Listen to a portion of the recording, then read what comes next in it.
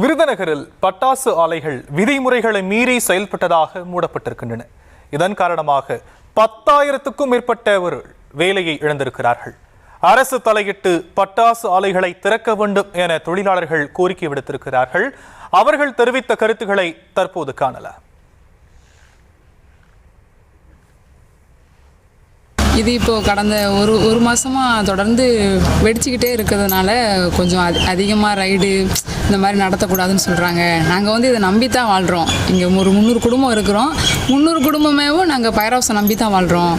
திடீர்னு வேலைக்கு போவோம், பாதி ரைடுன்னு இருப்பாங்க, நாங்கள் வந்துடுவோம். வேற சொல்லலாம், அதை காலி பண்ணக்கூடாதுன்னு சொல்லுங்க. உள்ள ரைடு எல்லா இடத்துக்கும் போலீஸா போனா என்ன வேலை செய்ய முடியும்? இதை வச்சுதான் இந்த வாழ்வாதாரமே. இங்க சாப்பாடுக்குன்னு அந்த ஒண்ணுதான் வேலை. எனக்கு விருதுநகர் மாவட்டம் ஃபுல்லாதான். நீங்க அதை மட்டும் காலி பண்ண விடாம போலீஸ் ஓயாம போன ஐஸ்வர்யம் எல்லாம் போய்கிட்டே இருந்தா எப்படி வேலை செய்யறது? எப்படி வேலை செஞ்சு நாங்க சாப்பிட்றது?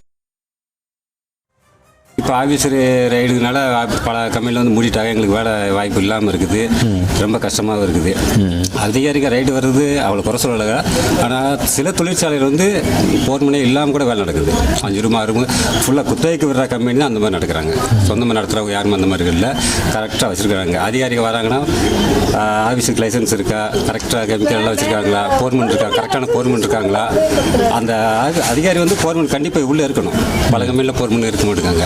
அந்த மாதிரி ஒரு சில கம்பெனிகள் இருக்கிறதுனால தான் அதிகாரி செயல் வச்சுடுறாங்களா. அதனால் பாதிக்கப்படுறது சாதாரண எங்களை மாதிரி மக்கள் தான். எங்களுடைய வாழ்வாதாரமே இந்த ஃபயர் ஹவுஸ் வச்சு தான். வேறு தொழில் செஞ்சாலும் அதை கற்றுக்கொள்ள நாளாகும். இதை நம்பி தான் எங்கள் குழப்ப ஓடிக்கிட்டு இருக்கு. எங்களுடைய படிப்பு பிள்ளைகளுக்கும் சரி, நாங்கள் ஒரு கடை வாங்குறது சரி, இதை வச்சு தான் எங்களுக்கு வாழ்வாதாரம். இதை இதுக்கு முன்னாடிலாம் இந்த மாதிரி ரைடு பண்ணணும், வைக்கணும், விரட்டணும், ஒழியணும்னு அவசியமே இல்லை. நல்லா வேலையெல்லாம் நல்லா சிறப்பாக இதை வச்சு எங்களுடைய வருமானம் இதெல்லாம் இருந்துச்சு.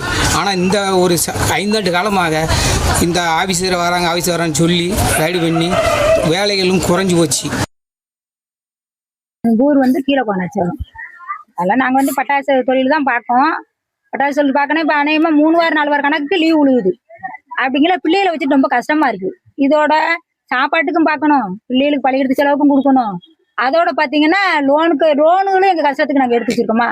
லோனும் எங்களுக்கு லீவுங்கும் போது லோனுக்காரங்களும் வரத்தான் செய்யறோம். அந்த லோனும் கட்டித்தான் ஆகணும். அப்படிங்கிற ரொம்ப கஷ்டமா தான் இருக்கு. என்னைக்கு வேலை வைக்காங்கன்னு தெரியல. இப்ப சாப்பாடு ரேஷன் அரிசி இருந்தாலும் ரேஷன் அரிசி சாப்பாடு ஆக்கணும், குழம்புக்கு வேணும்ல. கடைகள்ல நாங்க மக்கள் எல்லாருமே கஷ்டப்படுறதுனால கடையில எல்லாருமே எல்லாத்துக்குமே கடன் தரவும் முடியாது. கஷ்டம் தான் சார். எங்களுக்கு வேலை வேணும். எப்ப பாரு ரைடுங்காங்க. நாங்க என்ன செய்ய முடியும்? வேலை இருந்தா தான் நாங்க சாப்பாடு கூட ஒரு வாரம் சாப்பாடு கூட வழி இல்லாம இருக்கோம். எங்களுக்கு வழி வேணும். இப்ப கிட்டத்தட்ட 2 வாரம் 3 வாரம் ஆகுது. ஊடமாட வேலை வைக்காங்க, அடுத்து வேலை இல்லைங்காங்க. எங்களுக்கு வேலை வேணும். நாங்க சாப்பாடு கூட வழி இல்லாம இருக்கோம். இப்ப 2 பிள்ளையெல்லாம் இருக்குது. நாங்க வேலை செஞ்சாதான் எங்க பிள்ளைகளுக்கு சாப்பாடு கொடுக்க முடியும். கிடையாது. இப்போக்கு எங்க உள்ள ரேஷன் அரிசி தான் நாங்க காய்ச்சதோம். செய்திகளை உடனுக்குடனும் துல்லியமாகவும் தெரிந்து கொள்ள சப்ஸ்கிரைப் பண்ணுங்க.